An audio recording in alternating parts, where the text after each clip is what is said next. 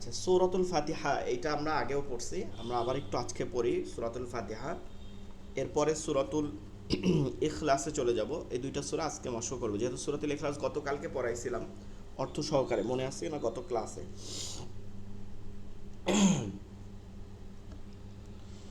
তো আমরা একটু তাওবা করে নেই সকলেই, যেহেতু কথা বলছি আমরা একটু কোরআন তেলাওয়াত করব, একটু তাওবা করে নিব এবং আউযু বিল্লাহি বিসমিল্লাহ পড়ে নিব।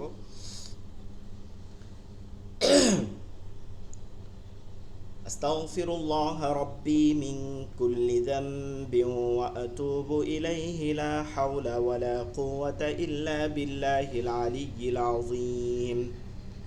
استغفر الله ربي من كل ذنب وأتوب إليه لا حول ولا قوة إلا بالله العلي العظيم.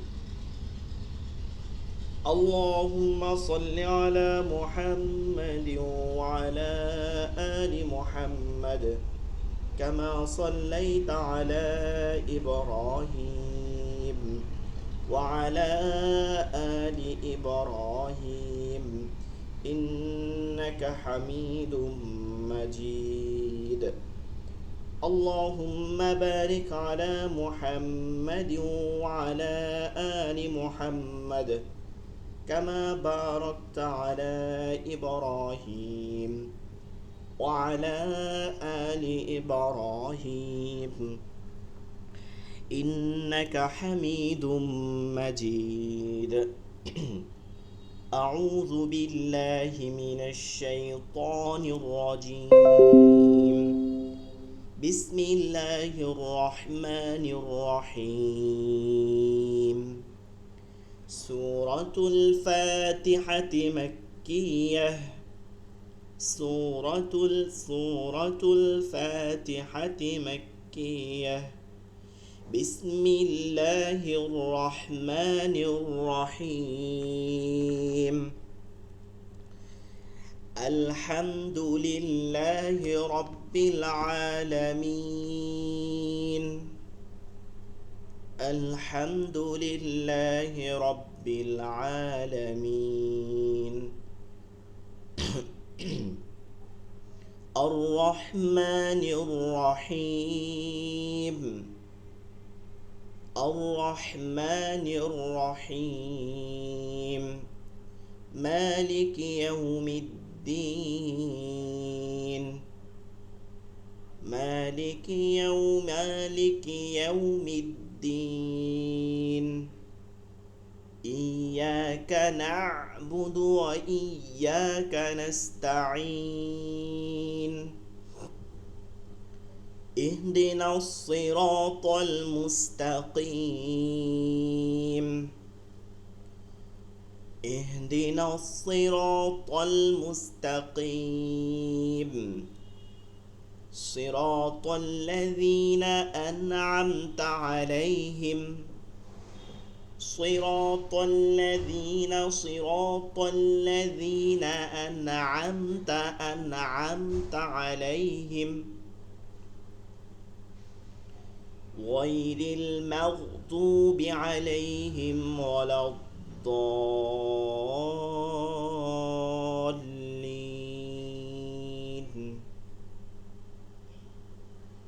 غير المغضوب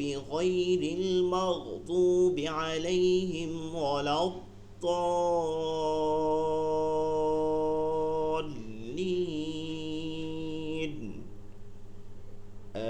آمين. এই যে সূরা ফাতিহা আছে, এটা তো আমাদের প্রত্যেক দিন প্রায় 32 বার পড়া হয়। কোনো ব্যক্তি যদি ফরজ, সুন্নাত এবং ভিতরের নামাজ পড়ে, ওই ব্যক্তির জন্য যে সুন্নাতগুলো সুন্নাতে রাতেবা আছে বা সুন্নাতে মুআক্কাদা আছে, এই নামাজগুলো পড়লেও তার কমসে কম 32 বার পড়তে হয়। 32 বার প্রতিদিন আপনি রাকাত গুনবেন, তাহলে পাবেন ফজরের 4 রাকাত, জোহরের 10 রাকাত, আসরের 4 রাকাত, মাগরিবের 5 রাকাত, এরপরে এশার 6 রাকাত এবং ভিতরের 1 রাকাত, ভিতরের 3 রাকাত। এগুলো যদি আপনি গোনেন তাহলে দেখবেন যে টোটালে 32 বার হয়। তো আলহামদুলিল্লাহ করে সূরা ফাতিহা আমাদেরকে শুদ্ধভাবে শেখার প্রতি সব থেকে বেশি গুরুত্ব দিতে হবে। এইটার যে অর্থটা এটাও আমরা পড়াই নাই, ঠিক আছে, ওভাবে শাব্দিকভাবে সূরা ইখলাসকে যেভাবে পড়াইছিলাম। একটু অর্থটার দিকে আজকে একটু খেয়াল করি। বিসমিল্লাহির রহমানির রহিম এই থেকে আমরা শুরু করি। বিসমিল্লাহ যেটা আছে, বিসমি, এটা হচ্ছে আপনি শুনতে পাবেন যে ইসমুন শব্দটা হচ্ছে নাম বা নাউন ইংলিশে যেটা বলে, বা বিশেষ্য, এইগুলোকে ইসমুন বলে। আর বা যোগ হয়ে মানে এ কার দিছে, বিসমি নামে, বিসমি নামে, কার নামে, বিসমিল্লাহ, ওই যে আল্লাহ শব্দ যোগ হয়েছে, আল্লাহর নামে, আল্লাহর নামে। আমরা যে কোনো কাজ করার শুরুতে কি বলতে হয়, বিসমিল্লাহ বলতে হয়। এই কাজের মধ্যে বরকত হবে, ঠিক আছে। যদি আপনার জন্য ওটা খারাপও হয়, দেখবেন যে কোনো একটা জিনিস আপনার জন্য খারাপ হয়েছে, মানে আপনি এক জায়গা যাওয়ার কথা ছিল, আপনার একটা চাকরি হওয়ার কথা ছিল, হয় নাই। আমরা অনেকে মনে করি, আমি এরকম অনেক সময় গণনা করে দেখছি, অনেকে হিসাব মিলায় যে কোনো এক ব্যক্তি খুব সৎ, ব্যক্তিটা খুব সৎ, সে একবার দুইবার ট্রাই করছে, প্রথম একবার দুইবার চাকরি হয় নাই। এমনও দেখছি যে মাদ্রাসাতে চাকরি করছে, এক বাংলা টিচার ছিল, খুব নামকরা, সততা খুব ভালো ছিল, সে বেসরকারি মানে নিবন্ধনে আমাদের চাকরি করছে মাদ্রাসাতে, খুব ভালো ছিল। তো সে একবার দুইবার পুলিশে যখন চেষ্টা করছে, হয় নাই। কিন্তু এরপরে কয়েকবার চেষ্টা করে এটা সিস্টেম করে সে ঢুকছে। ঢোকার পরে প্রথম দিকে খুব সৎ ছিল, তার ওভাবে ডিউটিও ওভাবে দিছে যে টিনের ঘরের মধ্যে ডিউটি দিয়ে দিছে, এমন একটা অবস্থান করছে, মানে দিতে দিতে বাধ্য করছে। তো এখন দেখা গেছে তার এমন একটা অবস্থা যে হালাল পয়সা বলতে তার কাছে কিছু নাই। তো এখন দেখেন একটা বিষয়, আমাদের তো আসলে যদি মনে করি যে আহ, আমাকে চাকরিটা হচ্ছে সফলতা, তাইলে এটা ভুল। কারণ আমার জন্য আখেরাতটা সফলতা। তো এর জন্য আপনাকে আল্লাহ যেটা ভালো চায় সেখানে আপনাকে রাখবে। আমরা তো কোনটা আমার জন্য ভালো এটা আমরা পরে বুঝতে পারবো, ঠিক আছে। এমনও দেখবেন যে কোনো একটা খারাপ কাজ হয়েছে। এটার একটা ঘটনা বলি 1 মিনিটের মধ্যে। যে এক রাজা এক রাজার আঙ্গুল কেটে গেছিল, আঙ্গুলের একটা মাথা কেটে গেছিল। কাটার পরে প্রজারা যারা আছে বা অন্য যারা আছে রাজার পাশে, তো রাজা বা আমাদের এখনও দেখবেন যে, হ্যাঁ, প্রধানমন্ত্রী, হ্যাঁ, আপনাদের ইন্ডিয়াতে বাড়িতে দেখবেন যে পাশে তেল দেওয়ার অনেক মানুষ আছে। তেল দিতে দিতে দিতে দিতে আসন সংখ্যা কমে গেছে, তাও কিন্তু তেল দেওয়ার অনেক মানুষ আছে। যে দেখেন মুসলমানরা এরকম ওরকম এই কথা বলে বলে সব কিছুতেই তেল দেওয়ার মানুষ থাকে। তো ওই যখন হাত কাটছে, আঙ্গুল কাটছে, তখন তেল যারা আছে, তেলের পার্টি আছে, তারা মোটামুটি সবাই হাই কি হইলো হু হা, মানে সবার মানে একদমই হয়ে গেছে, হাত কাটছে ই হয়েছে এরকম। আর মন্ত্রী মশাই যে ছিল, মন্ত্রী মশাই খুব ভালো ছিল, অনেক বন্ধু মানুষ ছিল, খুব বেশি মানে শুরু থেকেই তারই ছিল। সে বলছে যে আল্লাহ যা করেন ভালোর জন্যই করেন, কথাটা এতটুকু বলছে। তো এবার ওই আশেপাশে তেল যারা দেয় তারা বলতেছে যে দেখেন, দেখছেন, আপনার মন্ত্রী আপনার জন্য হায়তাস করবে, তারা কি বলে, তার মানে আপনার মন্ত্রী আপনাকে মোটেই করে না, এই ধরনের মন্ত্রী লাগবে না, আপনি করেন। তো এইবার কি করলো রাজা, তো ওই তেল শুনে টুনে তার আরো মাথা গরম হয়ে গেছে, হ্যাঁ, আমার আঙ্গুল কাটছে, এখানে মন্ত্রী অনেকই হয়ে যাবে, ঠিক আছে, মন্ত্রীকে বন্দি করো, মন্ত্রীর চাকরি নাই, মন্ত্রীকে জেলে পাঠিয়ে দাও। মন্ত্রী এরকম কেন বললো, যা যা হয়েছে ভালোর জন্য হয়েছে।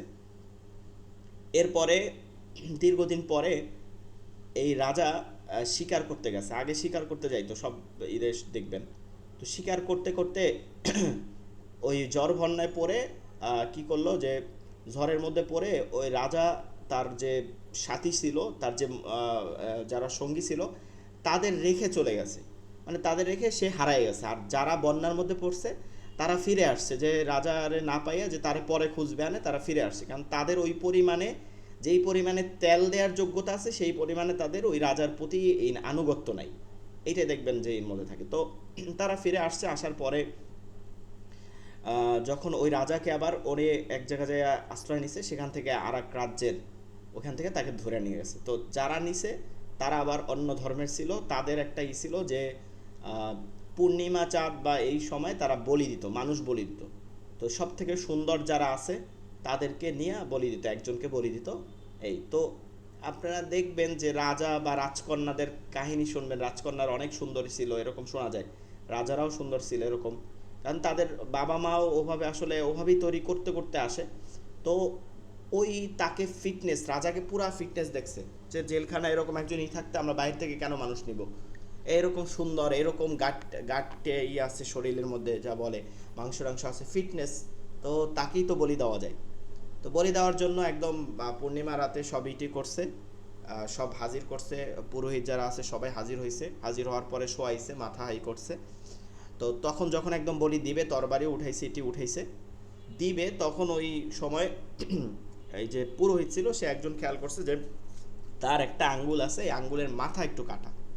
এখন এরকম খুঁতের কোনো ব্যক্তি দিয়া ওইভাবে মানে তাদের যে মানে দেবতা আছে তাকে খুশি করতে পারবে না, কোনো ত্রুটি থাকতে পারবে না। তো ওই সময় বলছে না না, এটা তো দেওয়া যাবে না, একে বাদ দাও বাদ দাও। তো যখন একে সাইরে দিল, এরপরে তো ওই ওই শেষ হয়েছে। আর এরা তো রাজার যারা ছিল তারা তো রাজারে খুঁজতেছিল, খুঁজতে খুঁজতে তারা ওইখানে পৌঁছায় গেছে। তারা তাকে রাজাকে উদ্ধার করছে। উদ্ধার করার পর রাজা তো রাজমহলে আসছে, আসার পরে প্রথমেই বলতেছে যে আমার মন্ত্রী মন্ত্রী কই, তাকে তুমি আগে হাজির করো। তো মন্ত্রী যখন মন্ত্রীকে যখন জেলখানায় দিছিল, তখন মন্ত্রী জেলখানায় দেয়, তখনও মন্ত্রী বলছিল যে আল্লাহ যা করে ভালোর জন্যই করে।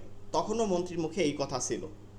তো রাজা তারে সারাই আনছে, আনার পরে বলে যে মন্ত্রীমশাই, আল্লাহ আমার আঙ্গুল যে কাটছে, এইটা যে ভালোর জন্য আল্লাহ আমার করছে, এটা আমি বুঝতে পারছি যে যখন আমি তখন ওই মৃত্যুর মুখ থেকে আমি ফিরাই আসছি, শুধু একটা আঙ্গুলের একটু মাথা ছিল না দেখে আমার পুরো জীবনটা বেঁচে গেছে।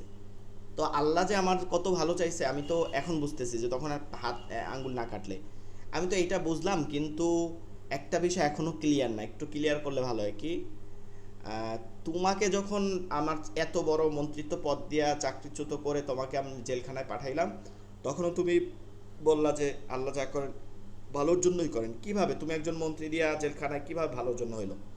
বলে রাজামশাই দেখেন, আমি তো আপনার বন্ধুর মতন ছিলাম। হ্যাঁ, মন্ত্রীরা সাধারণত দেখবেন যে রাজা বাচ্চার মন্ত্রীরা ছোটবেলা থেকে বন্ধু থাকে, তাকেই ধীরে ধীরে রাজা মন্ত্রী বানায়। তো আমি তো আপনার বন্ধুর মতন ছিলাম, আপনাকে সবাই সাইরা গেলেও আমি তো সাইরা যাইতাম না। আর এটা তো সবাই ভালো করেই জানেন যে রাজার যে বন্ধু থাকে, যে মন্ত্রী থাকে, সেও রাজার মতনই থাকে, মানে তারও এরকম চেহারা সুরাত বা তারও একটা ওভাবেই থাকে, এমন ফালানো জ্বালানো কেউই থাকে না। তো বলতেছে যে আপনাকে যখন ত্রুটিপূর্ণ পাইতো, তখন আমারে নিয়ে বলি দিত। তো আমাকে যে আপনি ওই দিন জেলখানায় না দিলে, আপনার সবাই সাইরে গেল, তো আমি আপনার সাথে হারাইয়ে গেলে আমি আপনার সাথেই যাইতাম হারাইয়া।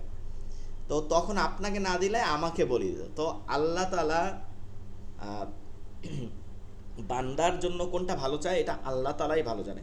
এর জন্য আমরা কখনো দুঃখ করব না। অনেক সময় দেখা যায় যে অনেক বাচ্চা জন্মের আগেই মৃত্যুবরণ করে।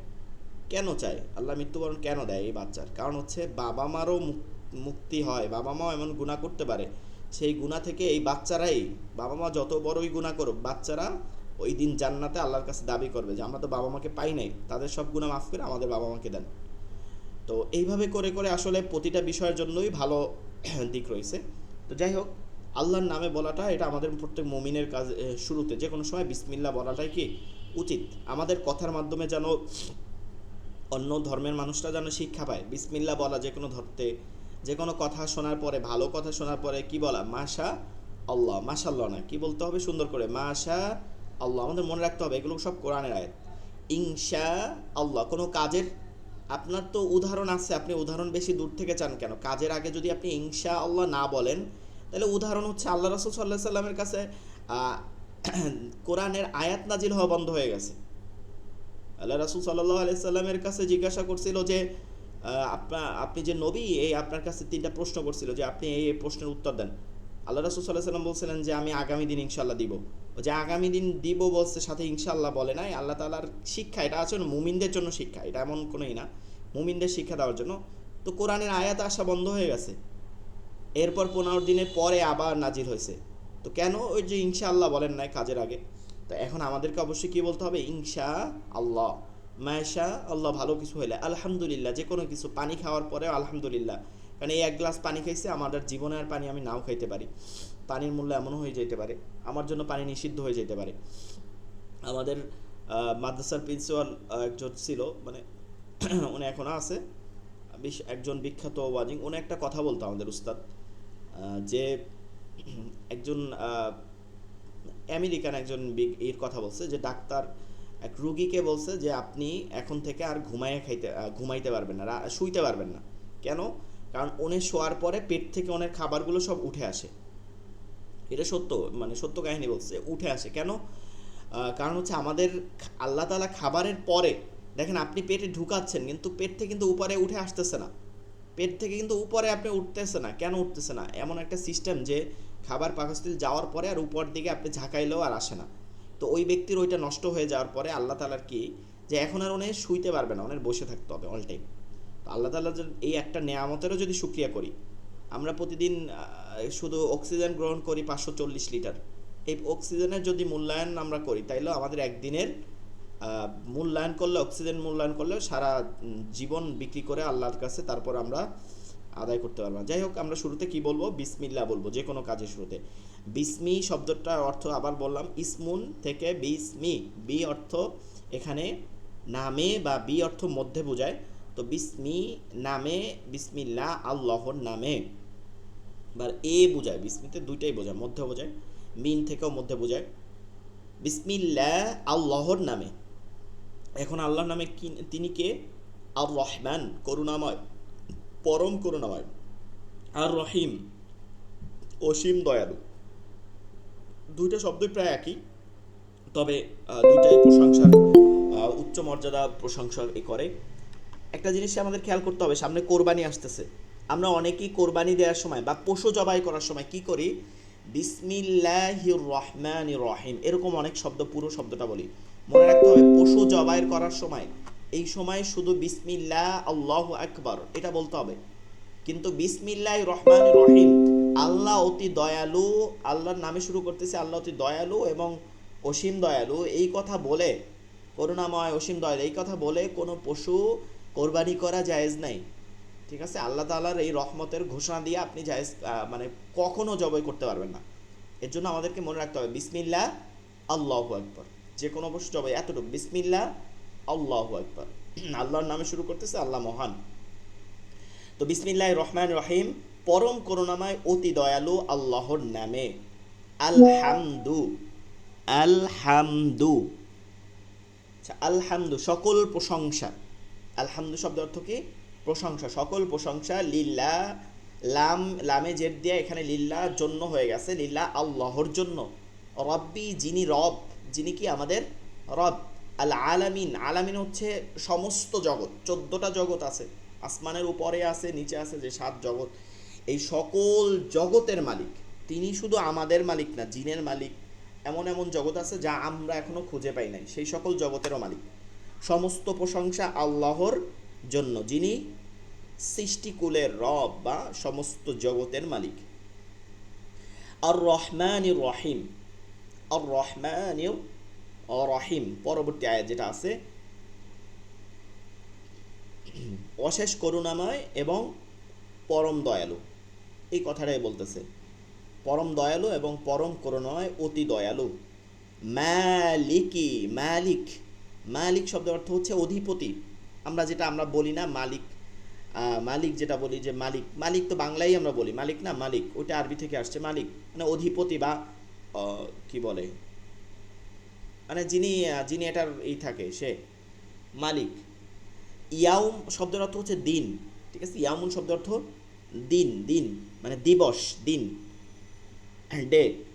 আর দিন, এখানে আর দিন শব্দটা কেয়ামতকে বোঝাচ্ছে, ঠিক আছে? কেয়ামত, হাসরের দিনকে বোঝাচ্ছে আর দিন। আর দিনের দুইটা অর্থ, একটা হচ্ছে আর দিন দ্বারা ধর্ম বোঝায়, আর একটা হচ্ছে কেয়ামতের দিনকে বোঝায়, ঠিক আছে? এই দিবস, এই যে বিচারের, আর দিন শব্দের অর্থ বিচার না, কিন্তু এটা কেয়ামতের দিবসে যেহেতু বিচার হবে তার জন্য এটাকে বিচার নেওয়া হয়েছে শাব্দিক অর্থ, কিন্তু এটা দ্বারা কি বোঝায়? যে কেয়ামত বা হাসরের দিনকে বোঝায়। তাহলে মালিক তিনি, মালিক কিসের? ইয়াউমিদ্দিন, বিচার দিবসের মালিক।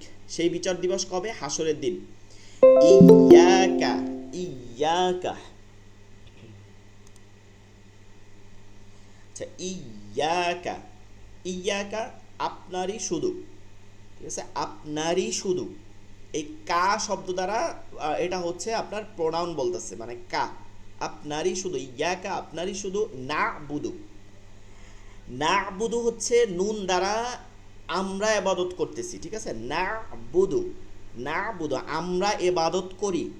ওয়া ইয়াকা, ওয়া এবং ইয়া, আপনারই কাছে শুধু, হ্যাঁ, ইয়াকা একই শব্দ, ওয়াও বাদে, নাস্তাইন আমরা সাহায্য চাই, আমরা সাহায্য চাই, ইয়াকা না'বুদু ওয়া ইয়াকা নাস্তাইন, আপনারই আমরা ইবাদত করি এবং আপনারই নিকট আমরা সাহায্য চাই। ইহদিনাস সিরাতাল মুস্তাকিম, আমরা এখান থেকে অনেক সময় মোনাজাতও করি, আল্লাহুম্মা ইহদিনাস সিরাতাল মুস্তাকিম, এটা একটা উত্তম মোনাজাত, সূরা ফাতিহা পুরাটাই উত্তম মোনাজাত।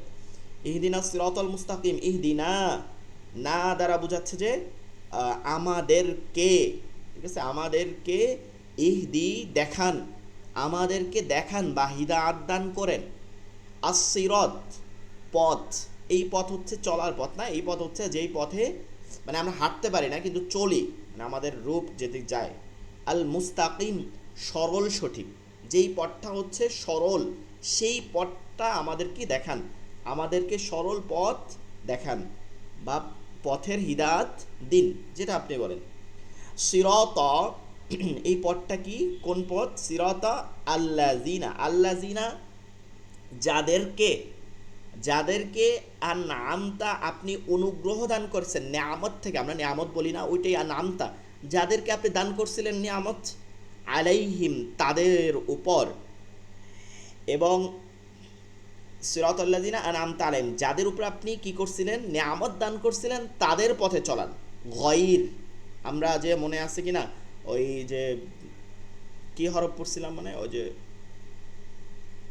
গয়রি মুরাক্কাব, মনে আছে, গয়রি মুরাক্কাব, গয়ের অর্থ, শব্দের অর্থ কি, নয়, মানে ব্যতীত নয়, নয় এই পথে নয়, কোন পথে, আল মাগদুব অভিশপ্তদের, অভিশপ্তদের যারা আপনার কাছ থেকে লানত, লানত প্রাপ্ত ওইসব, তারা কারা, হ্যাঁ তারা কারা, আলাইহিম যাদের উপর গজব পড়েছে, ওই সকল যারা, এই পুরাটা গয়রিল মাগদুবি আলাইহিম যাদের উপর আপনি অভিশপ্ত করছেন যাদের, তাদের পথে নয়, ওয়ালা দলিন পথভ্রষ্টদের তাদের পথেও নয়। অর্থাৎ এখানে দুইটা কথা বলা হইতেছে, ঠিক আছে, এখানে মাগদুবি আলাইহিম ওয়ালা দলিন, দলিন এবং মাগদুব এই দুই শব্দের তাফসীরকাররা বলেন যে এই দুই শব্দের দুইটা অর্থ, একটা হচ্ছে ইহুদি এবং আরেকটা হচ্ছে নাসারা, এই দুই পথকে তারা বিশেষভাবে বোঝাচ্ছে যে যাদের উপরে অভিশপ্ত ইহুদিরা এবং নাসারা যারা পথভ্রষ্টদের, এই সকলদের আপনি পথে আমাদেরকে চালায়েন না, তাদের পথ যাদের উপর আপনি অনুগ্রহ করেছেন এবং যাদেরকে নিয়ামত দিয়েছেন তাদের পথে আমাদের চালায়েন, আর যাদের উপর আপনি কি করছেন, ক্রোধ বা আপনি অভিশপ্ত করছেন এবং তাদের উপরে আপনি এগুলো পতিত করছেন, গজব পতিত করছেন, তাদের পথে নাই, তাই এই সকল পথভ্রষ্টদের পথে নয়।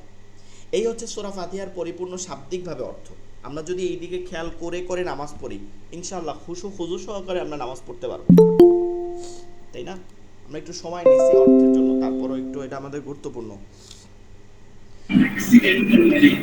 এটা ভালো হয়েছে, এরকম গুরুত্বপূর্ণ সূরাগুলো যদি একটু আপনি অর্থ করে দেন ভালোই হয়। জি জি, আমরা তো কতদিন সূরা ইখলাস করলাম না, সবগুলোই করব ইনশাআল্লাহ। আমরা যে ওই যে বিশেষ করে 10 থেকে 12টা সূরা আমরা পুরোপুরি অর্থ সহকারে দেখব, এরপরে তো আসলে বেশি অর্থ সবগুলো পড়াইলে অনেক সময় নষ্ট হয়ে যাবে।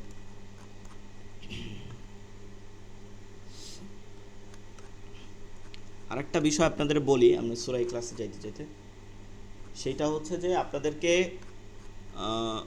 এই কোরবানির পর থেকে ইনশাআল্লাহ আমরা আস্তে আস্তে নামাজের মধ্যে যে মাসনুন মাসআলা এবং মাসনুন দোয়া, ধীরে ধীরে প্রতিদিন একটা একটা করে মাসনুন দোয়াগুলো পড়বো, ঠিক আছে, মানে হচ্ছে নামাজের সানা, তারপর হচ্ছে নামাজের মধ্যে যে দুরূদ শরীফ, তারপরে তাশাহুদ, দোয়ায়ে মাসুরা, তারপর হচ্ছে দোয়ায়ে কুনুত, এরপর যে মাসনুন মাসআলাগুলো আছে, মাসনুন আমল যেগুলো আছে, যেমন ঘুমের সময় যে দোয়া পড়তে হয়, হ্যাঁ, তারপরে হচ্ছে আপনার ঘুম থেকে ওঠার পরে দোয়া, ভাত খাওয়ার সময় দোয়া, মানে ভাত খাওয়ার পূর্বে যে দোয়া, ভাত খাওয়ার পরে যে দোয়া, টয়লেটে যাওয়ার দোয়া, টয়লেট থেকে বের হওয়ার দোয়া, এরকম কিছু কিছু দোয়া আমরা পড়বো, ঠিক আছে, বই দিয়ে দিব এবং ওইখান থেকে আমরা পড়বো প্রতিদিন, যেন করতে করতে আমাদের ক্লাসের শেষের দিকে আমরা মুখস্থ করে নিই, পড়াও হবে আমাদের একদিকে, আর একদিকে আমাদের এই তাজবিদও শেষ হবে, এও শেষ হবে ইনশাআল্লাহ।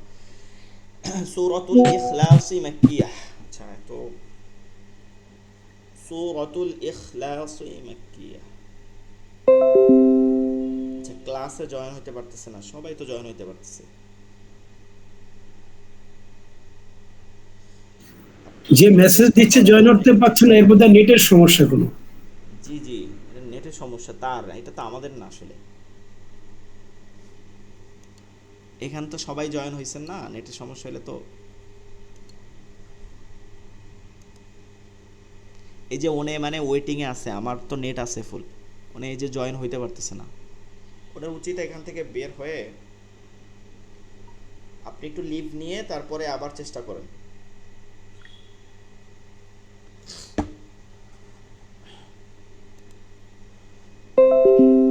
বিসমিল্লাহির রহমানির রহিম।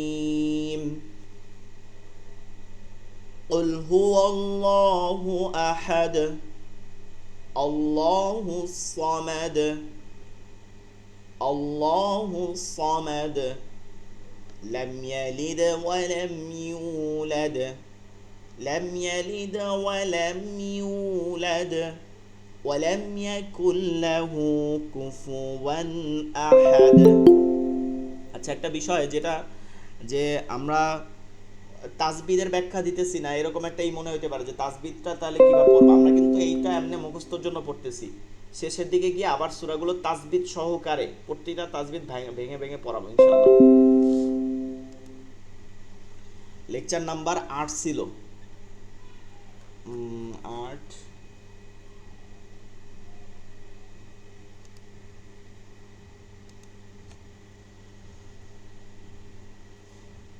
আপনারা মুরাক্কাবটা কি পড়ছেন পুরোপুরি? গয়রে মুরাক্কাবের হরফগুলো কি কি কার হইছে? জি আসসালামু আলাইকুম। আলিফ, দাল, জাল, র, জা, ওয়া, হামজা, জি, এই সাতটা গায়রি মুরাক্কাব হরফ। গয়রে মুরাক্কাব মানে অর্থ কি সেটা? গায়রি মুরাক্কাব অর্থ হচ্ছে এই সাতটা হরফের বামে কোনো হরফ মুরাক্কাব হয় না, তবে এদের ডান দিকে অন্য হরফ যুক্ত হতে পারে। জি, মাশাআল্লাহ, এটা একদম ব্যাখ্যা সহকারে সুন্দর হয়েছে।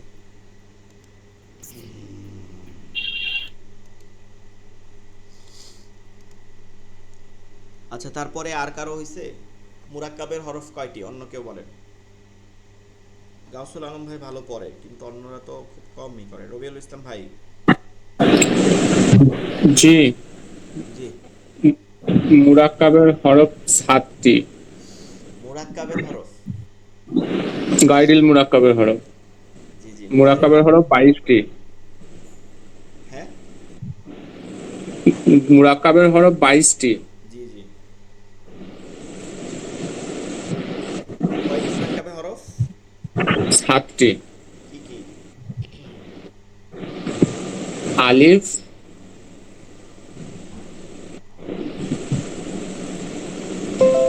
আলিফ, আলিফ, র, জা, আলিফ, দাল, জাল, রজা, ওয়াও, হামজা। ওয়াও, হামজা। আচ্ছা, মোরাক্কাবটা তাহলে অনেকের মোটামুটি হইছে।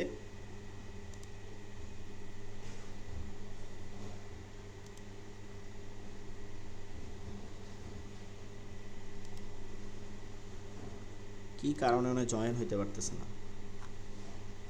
আচ্ছা, আমাদের তো লাইন কাটা যাবে না, যতই জয়েন না হইতে পারে তাহলে সবাই আবার লাইন থেকে জয় হয়ে যেতে হবে।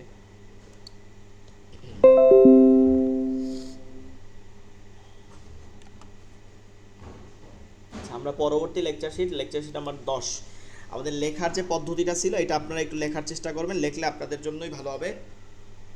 লেকচার নাম্বার 10, মাদের হরফ, মাদের হরকত ও লিনের হরফের পরিচয়।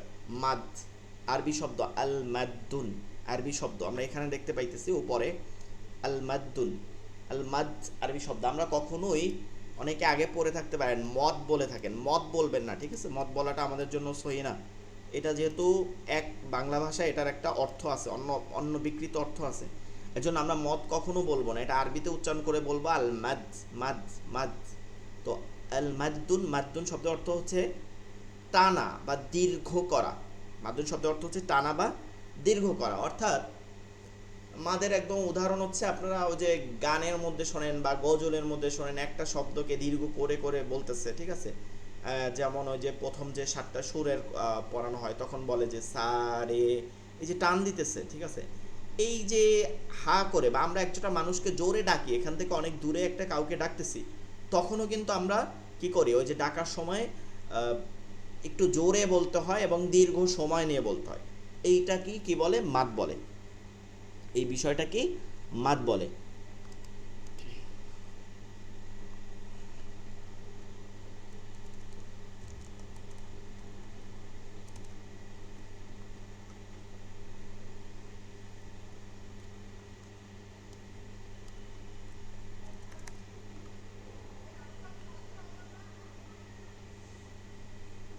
আচ্ছা, এই মাদ, আল মাদ, মাদ অর্থ টেনে পড়া। এখান থেকে আপনারা মুখস্থ করে নেবেন পুরোটা। মাদ অর্থ টেনে পড়া, মাদ অর্থ টেনে পড়া, দীর্ঘ করে পড়া। মাদ অর্থ টেনে পড়া, দীর্ঘ করে পড়া। মাদ অর্থ টেনে পড়া, দীর্ঘ স্বর করে পড়া। দীর্ঘ স্বর, স্বরের এফ্রয় হবে, দীর্ঘ স্বর করে পড়া, দীর্ঘ স্বর করে পড়া। মাদ অর্থ টেনে পড়া বা দীর্ঘ স্বর করে পড়া। মাদ অর্থ টেনে পড়া বা দীর্ঘ স্বর করে পড়া। দীর্ঘ স্বর, স্বরকে দীর্ঘ করে পড়া, স্বরকে দীর্ঘ করে পড়া। মাদ অর্থ টেনে পড়া, মাদ অর্থ টেনে পড়া, মাদ অর্থ টেনে পড়া, দীর্ঘ স্বর করে পড়া। মাদ কি শব্দ? মাদ আরবি শব্দ। মাদ কি শব্দ? আরবি শব্দ। মাদ আরবি শব্দ। মাদ আরবি শব্দ। মদ না, কি বলতে হবে? মাদ বলতে হবে। মাদ আরবি শব্দ। মাদ অর্থ টেনে পড়া, দীর্ঘ স্বর করে পড়া বা স্বর দীর্ঘ করে পড়া। মাদের পরিচয়। মাদের পরিচয়, হরকতের উচ্চারণ টেনে পড়াকে মাদ বলে। মাদের সংজ্ঞা কি? ডেফিনিশনটা কি? হরকতের উচ্চারণ। হরকতের উচ্চারণ বলেন তো, হরকতের উচ্চারণকে আমরা কিন্তু হরকত অলরেডি পড়ছি। যেমন কাফ জবর, কাফ, হরকতের উচ্চারণ তাড়াতাড়ি পড়তে হবে, আর হরকতের উচ্চারণ টেনে পড়লে মাদ হবে। হ্যাঁ টেনে পড়েন তো দেখি তো কিভাবে টেনে পড়তে হয়। বা জাবার বা, বা আলিফ জাবার বা, বা জাবার বা টেনে, যদি হয়, হ্যাঁ, বা বা মুখের ভেতর থেকে। হরকতের উচ্চারণ আমরা এখন আপাতত হরকত, যে হরকতের উচ্চারণ বা হওয়া লাগে বা মা হওয়া লাগে, তা হওয়া লাগে। মানে এটাকে বলতেছি তা, বা, মা, অর্থাৎ ব্রেক করতেছি না, ব্রেক। ব্রেক কত হুম, স্পিডে আপনি ব্রেক করতেছেন, কতটা ইতে ব্রেক করতেছেন, এইটা হচ্ছে কথা। আপনি যেভাবে যত জোরে ব্রেক করবেন, হার্ড ব্রেক করবেন, তত আপনার হার্ড ব্রেক করাটা হচ্ছে কি হরকত। যেমন বা, আর একটু সাইডে দিয়ে ব্রেক করতেছেন বা, আর একটু সাইডে দিতেছেন বা, আর একটু সাইডে দিতেছেন বা। তাহলে মাদ 3 ধরনের হয়। এক, এক আলিফ মাদ হয়। 2, 3 আলিফ মাদ হয়। 3, 4 আলিফ মাদ হয়। তাহলে মাদ আরবি শব্দ। মাদ অর্থ টেনে পড়া বা স্বরকে দীর্ঘ করে পড়া, স্বরকে দীর্ঘ করে পড়া। মাদের পরিচয়, হরকতের উচ্চারণ। হরকতের উচ্চারণ, হরফ বলতেছি না, হরকত। হরকত 3টি, জবরজের পেশ। এই বেশ। উচ্চারণকে টেনে পড়াকে মাদ বলে। এটা একটু আমরা কয়েকবার একটু পড়ে নেব। হরকতের উচ্চারণ টেনে পড়াকে মাদ বলে। হরকতের উচ্চারণ টেনে পড়াকে মাদ বলে। হরকতের উচ্চারণ টেনে পড়াকে মাদ বলে। হরকতের উচ্চারণ টেনে পড়াকে মাদ বলে। হরকতের উচ্চারণ টেনে পড়াকে মাদ বলে। মাদের হরফ 3টি। মাদের হরফ 3টি, আলিফ ওয়াও ইয়া। মাদের হরফ 3টি, তবে এই 3টি শর্ত যুক্ত হবে। 3টি শর্ত যুক্ত হইতে হবে, তবে এই 3টি দিয়া সাহায্য দেওয়া হয়, তবে এই 3টে শর্ত হয়। সেটা কি? নিচে আমরা পড়বো শর্ত। জবরের বাম পাশে খালি আলিফ, পেশে বাম পাশ জসমালা ইয়া এবং জেরে বাম পাশ জসমালা ইয়া, পেশে বাম পাশ জসমালা ওয়াও। তো মাদের হরফ 3টি, আলিফ ওয়াও ইয়া। মাদের হরফ 3টি, আলিফ ওয়াও ইয়া। আলিফ ওয়াও ইয়া, আলিফ ওয়াও ইয়া, আলিফ ওয়াও ইয়া, আলিফ ওয়াও ইয়া, আলিফ ওয়াও ইয়া। আচ্ছা এবার বলেন, নজরুল ভাই বলেন দেখি, এতক্ষণ যা পড়লাম, নজরুল ভাই আছে?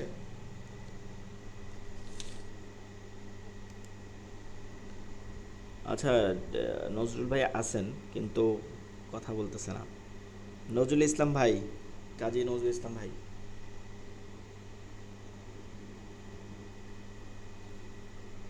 আচ্ছা, তারপর হচ্ছে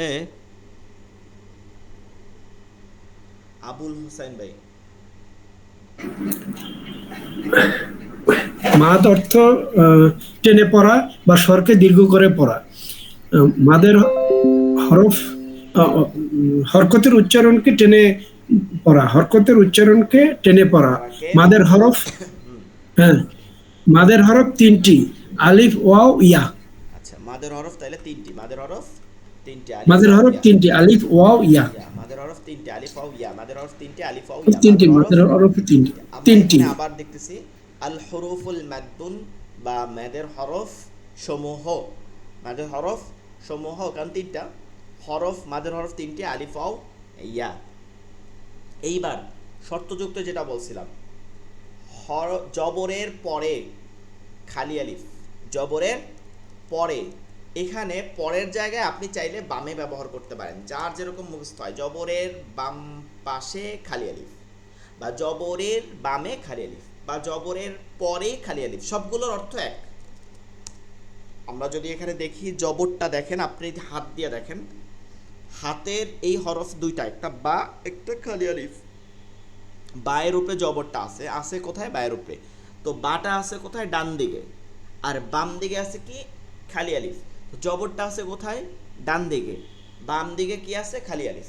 তো জবরের বামে, অর্থাৎ জবর হওয়ার পরে, জবর হওয়ার পরে খালি আলিফ থাকলে কি করতে হয়?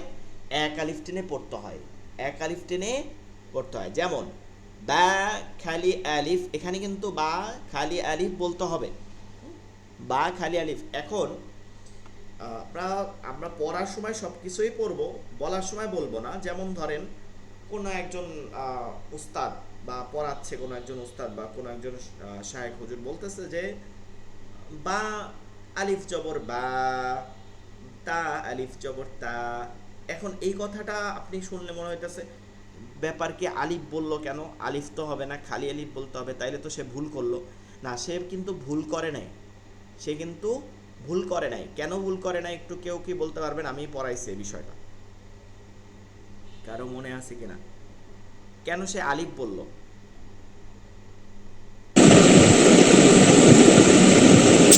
কারণ আলিফ হরকত কোনো গ্রহণ করে না, করে না, সবসময় জি, খালি থাকে। মাশাআল্লাহ। আলিফ কখনো হরকত গ্রহণ করে না, তো আলিফকে তো আমি আলিফই বলবো। যে হরকত গ্রহণ করে না তাকে আবার খালি আলিফ কেন বলা লাগবে? সে তো এমনিতেই খালি থাকে। ঠিক আছে, তো এখন আমরা, এটা তো অনেকে বুঝবে না, আপনি এভাবে পড়লে অনেকে যারা এই জিনিসটা জানে না তারা তো বুঝে না। আপনি পড়েন বা বা খালি আলিফ জবর বা, জবরের বাম পাশে খালি আলিফ, এভাবে পড়েন, সমস্যা নাই। কিন্তু আমরা জানতে হবে যে আলিফ কখনো হরকত গ্রহণ করতে পারে না, এর জন্য এভাবেও পড়া যায়, বা আলিফ জবর বা, তা আলিফ জবর তা। কিন্তু এটা হামজা দিয়ে পড়া যাবে না, যে বা হামজা জবর বা এরকম পড়া যাবে না। তখন কিন্তু এই বা হামজা জবর যখন বলবেন, তখন হামজা একটা জজম হয়ে যায়। হ্যাঁ, হামজা একটা জজম হয়ে যায়, কারণ জজমটা উজ্জ থাকে। জবর জের পেশ হলে ওটা বলতে হয়, হামজাটায় জজম উজ্জ রাখতে হয়। তাহলে বা তা এরকম হবে। যেমন বা কাফ জবর, তার মানে কাফে একটা জজম আছে, বাক। কিন্তু বা আলিফ জবর, তার মানে আলিফে একটা জজম আছে, এটা বলা যাবে না, আলিফটা খালি থাকে। সে জবর গ্রহণ করে না, জের গ্রহণ করে না, পেশ গ্রহণ করে না, জজম গ্রহণ করে না, তাসদিদ গ্রহণ করে না, সে কিছুই গ্রহণ করে না। বা খালি আলিফ জবর বা, তা খালি আলিফ জবর তা, কাফ খালি আলিফ জবর কা, মিম খালি আলিফ জবর মা। এখন প্রশ্ন, এক আলিফ, এখানে আমরা দেখতেছি এক আলিফ টান। এই এক আলিফ মাদ বা এক আলিফ টানের পরিমাণ কতটুকু, এটা তো আমার জানতে হবে। খালি এক আলিফ মাদ পড়লে তো হবে না, কতটুকু পরিমাণ আমাকে টানতে হবে। এইটার সহি উত্তর একটা, আর একটা হচ্ছে যে আমাদের আঞ্চলিক উত্তর, মানে আমাদের এই দেশগুলোতে, বাংলাদেশ বাইতে আগে শিখাইতো। সেটা একটা হচ্ছে সহি, যেটা প্রথমত সহি যেটা, সেইটা দুই হরকত বিশিষ্ট, অর্থাৎ এক জবর আর এক জবর। এইটা পড়তে আপনার কতটুক লাগবে? জবর তো দ্রুত পড়তে হয়, তাই না? যেমন বা জবর বা, আবারও একটা বা পড়লেন, বা জবর বা, এই দুই জবর বা বা বা বা বা বা, টান না দিয়া বলেন বা বা। এইটা পড়তে যতটুক সময় আপনার লাগছে, এক আলিফ মাদ হবে ততটুক সময়। এটা সহি উত্তর সকল কারীদের মতে, এটা যে এক আলিফ মাদ হবে কতটুক, দুই হরকত পড়তে যতটুক লাগে। তাহলে তিন আলিফ মাদ হবে কতটুক? গাউসুল আলম ভাই বলেন, হিসাব করে বলেন দেখি।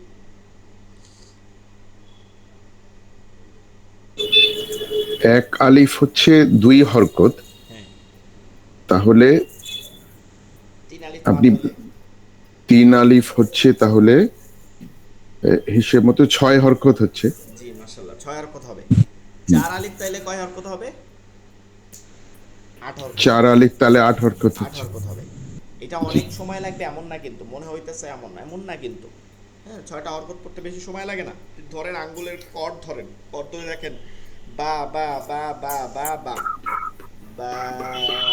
এখন এইখানেই ভুলটা করে, আমরা যদি এরকম হরকতগুলোকে বিবেচনা করে না পড়ি, তখন কি করে, কোনো 3 আলিফ হয় 6 আলিফ, কোনো 3 আলিফ হয় 2 আলিফ। এই হুম। তারতম্যটা আপনাকে বুঝতে হবে যে এরকম করা যাবে না, এরকম করা যাবে না। আমাদের অবশ্যই মনে রাখতে হবে। তাহলে বলেন, সবাই বলেন, এক আলিফ মাদ কয় হরকত? 2 হরকত। এক আলিফ মাদ 2 হরকত। এক আলিফ মাদ 2 হরকত। 3 আলিফ মাদ 6 হরকত। 3 আলিফ মাদ 6 হরকত। 4 আলিফ মাদ 8 হরকত। 4 আলিফ মাদ 8 হরকত। এখন এগুলোকে অন্যভাবে আরো গভীরভাবে শেখা যায়, ঠিক আছে? মাদ্দে ফারঈ, মাদ্দে আসলি এবং মাদের এই যে টানের যে পদ্ধতিটা বলতেছি, এটা এরকম না, এটাকে আরো ডিটেলসে আছে। আসলে মাদ এভাবে 1 3 4 এরকমও না, সেগুলো উচ্চমানের, এগুলো আমাদের দরকার নাই, প্রয়োজন নাই। আমরা যেগুলো তাজবিদ সহজভাবে শিখতে পারি সেটা শিখব। এখন আরেকটা আমাদের প্রসিদ্ধ আছে দেশে, সেটা হচ্ছে যে আপনার হাতের যে আঙ্গুল আছে, যেটা বললাম যে পরিপূর্ণ না, হাতের যে আঙ্গুল আছে, আঙ্গুল, এই আঙ্গুল, বুড়ো আঙ্গুল যেটা আছে এটা বাদে, আপনি শাহাদাত আঙ্গুলটা খুলতে কতটুক সময় লাগে? এক আঙ্গুলটা বুঝানো থাকলে খুলতে কতটুক সময় লাগে? এই এক আঙ্গুল খুলতে যতটুক সময় লাগে, অথবা এক আঙ্গুল বুঝাতে যতটুক সময় লাগে, খোলা আঙ্গুল, এটা এক আলিফ মাদ। 3 আনে তাহলে তিন আঙ্গুল খুলতে শাহাদাত, তারপর হচ্ছে শাহাদাত, জান্নাত, আমানাত।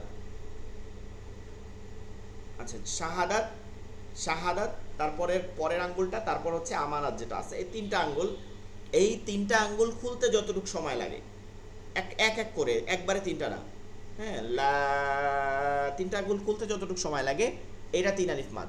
তাহলে 4 আঙ্গুল খুলতে, একদম এই 4 আঙ্গুল খুলতে যতটুকু সময় লাগে, এটা 4 আলিফ মাদ। এটা বুঝাতেও যতটুকু সময় লাগে, খোলা বোঝা আপনি যেটা ধরেন, খোলা খুলতে অথবা বুঝাতে, যেটা আপনি ব্যবহার করেন। এইটা কেন সহি না? এটা কেন সহি না?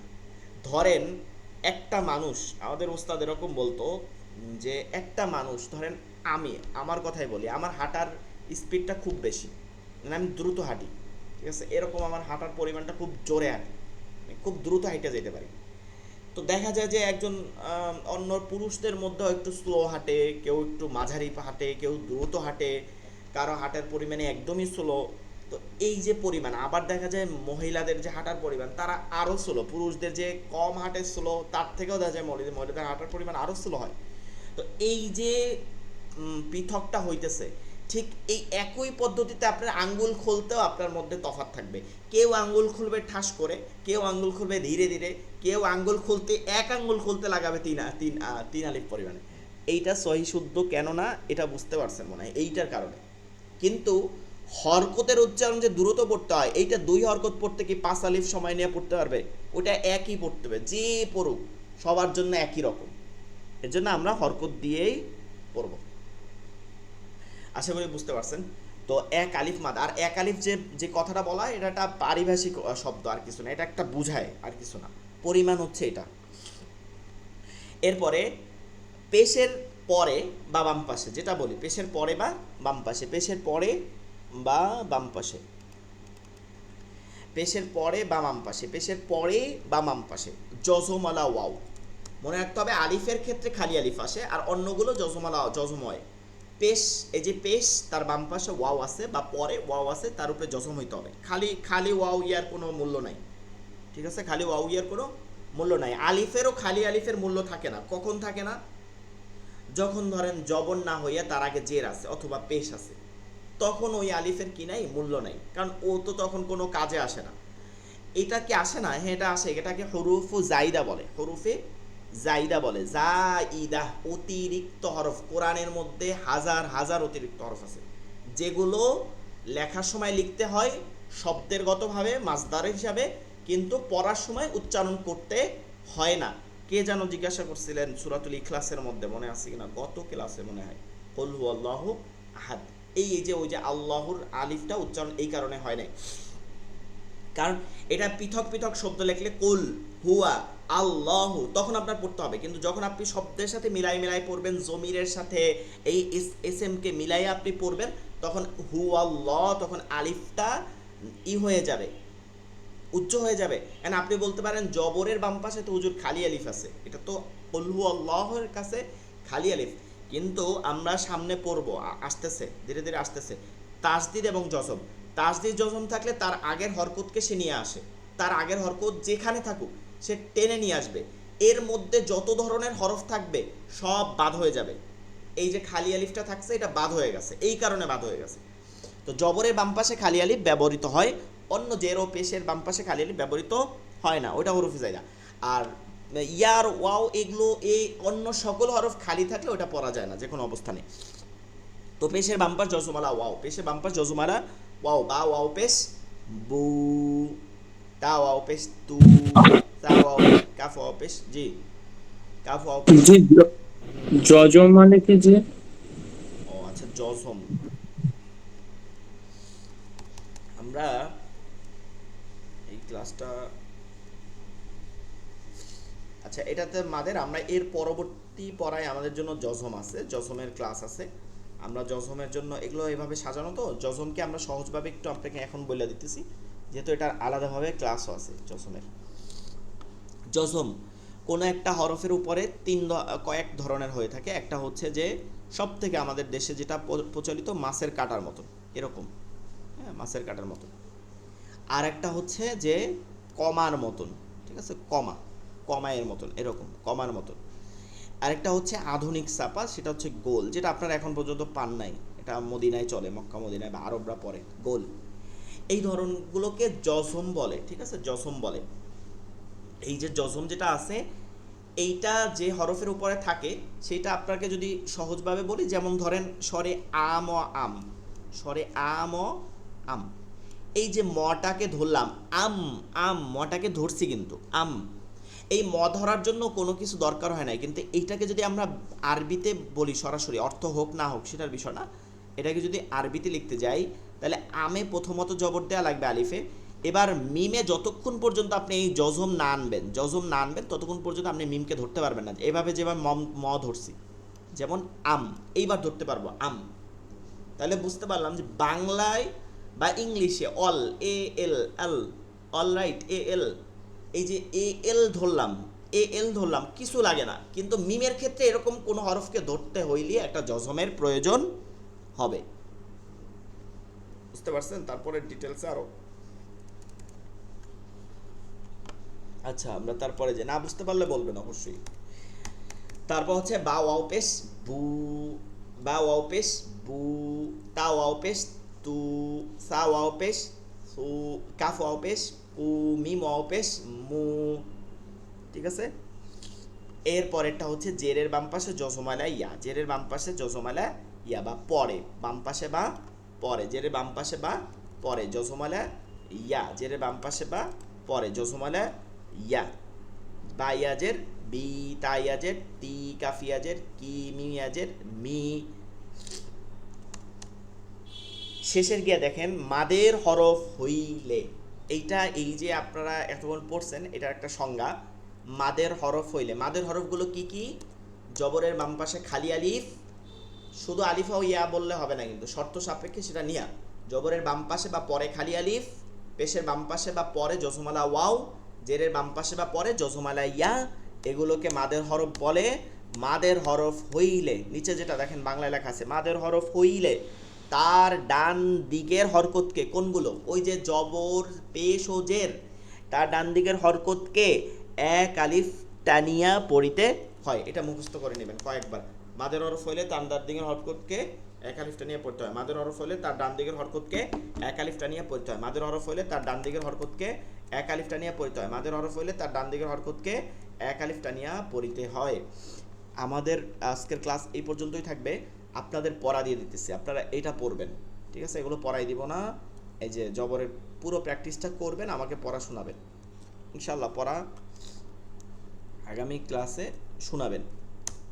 এই যে পেশ আছে, জের আছে, প্রতিটা টাইনা টাইনা কীভাবে পড়তে হবে বানান সহকারে, ওই পর্যন্ত পড়া এই পর্যন্ত থাকবে। মাদে হরফ পুরো ডিটেলস, মাদের হরফ কাকে বলে, এই যে প্রথম থেকে মাদ আরবি শব্দ, এর অর্থ, এর সংজ্ঞা, মাদের হরফ, মাদের হরফে যে শর্ত সহ তার মাদের হরফ হলে তার ডান দিকে হরকতকে এক আলিফটা নিয়ে পড়তে হয়, এবং এই প্র্যাকটিসটা জবরজের পেশ দিয়া এই পর্যন্ত আপনাদের পড়া থাকবে। এর বেশি নিলে আপনারা আসলে করতে পারবেন না।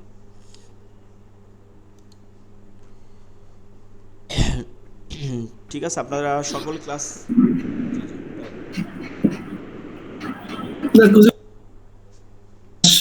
শেষ করতে পারি আর কি এটাই। জি, তাহলে আমরা ক্লাসটা শেষ করব। আপনাদের তাহলে নেক্সট ক্লাস একটু কথা বলে, সবাই যেহেতু প্রথম দিকে ছিল না, নেক্সট ক্লাস কবে হবে আমাদের? 23 তারিখ। হ্যাঁ 23 তারিখ। পরবর্তী ক্লাস কিন্তু কোরবানির আগের দিন পড়ছে, এর জন্য এই ক্লাস হবে না। আর কোরবানির পরবর্তী 2 দিন ক্লাস না হয়ে একদম 23 তারিখে ক্লাস হবে। 23 তারিখ হচ্ছে রবিবার, 23 তারিখ রবিবার ক্লাস হবে ইনশাআল্লাহ। জি, আল্লাহ হাফেজ। সকলে দোয়া করবেন, যে হুজুর একটা কথা ছিল, আরাফার দিনে রোজা রাখার চেষ্টা করবেন। যে হুজুর একটা কথা ছিল, যদি সম্ভব হয়, মানে আমি দেখছিলাম না এখানে আমাদের যে কারিকুলাম রয়েছে তার মধ্যে নেই, সেটা হচ্ছে যে আরবি হরফ বা এই হরকত সহ বা যে লেখার আমরা যে মুরাক্কাব যে পড়লাম, এইগুলো লেখার যে কায়দা, মানে সেইটা যদি একটা লেখার ভিডিওগ্রাফি করে দেওয়া যায়, তাহলে আমরা যারা একটু লিখতে আগ্রহী তাহলে খুব সুবিধা হয়। আর আমরা সামনে অনেকটা সময় পাচ্ছি, ক্লাসও হচ্ছে না, যদি এর মধ্যে একটু পাওয়া যায় আমরা প্র্যাকটিস করতে পারি, এই আর কি। আচ্ছা, আমরা চেষ্টা করব এটা লিখে আমি ডাইরেক্ট দেওয়ার চেষ্টা করব। আসলে আমাদের তো মূল ক্লাসের কারিকুলাম লেখার কোনো বিষয় নেই। হ্যাঁ হ্যাঁ, ওই জন্যই আমি একটা ওটা আসলে অতিরিক্ত মূল বললাম। রাখার একটা কারণ হচ্ছে কি, যে আমরা কোনো ভাষা না লিখলে ওটা পড়তে পারি না। এটা একটা ওটা পড়ার সহজ একটা ব্যবস্থার জন্য লেখার পদ্ধতি করা হয়। তারপরেও একটা ভিডিও করার চেষ্টা করবে ইনশাআল্লাহ। ব্যস্ত থাকবে, এই ব্যস্ততার মাঝে একটু বলতে পারি না, তবে ইনশাআল্লাহ ক্লাসের শেষের আগে আপনাদের পরবর্তী দেখা যায় 23-24 তারিখের পরেও দিতে পারি, দিব এটা জি ইনশাআল্লাহ। তো জি। আপনারা ওটা দেখে দেখে হাত ঘোরায় ঘোরায় লিখতে পারবেন। হুম। ঠিক আছে, আচ্ছা ঠিক আছে, আল্লাহ হাফেজ। ভালো থাকবেন। আসসালামু আলাইকুম জি, ওয়া রাহমাতুল্লাহি ওয়া বারাকাতুহু। ওয়ালাইকুম আসসালাম ওয়া রাহমাতুল্লাহ।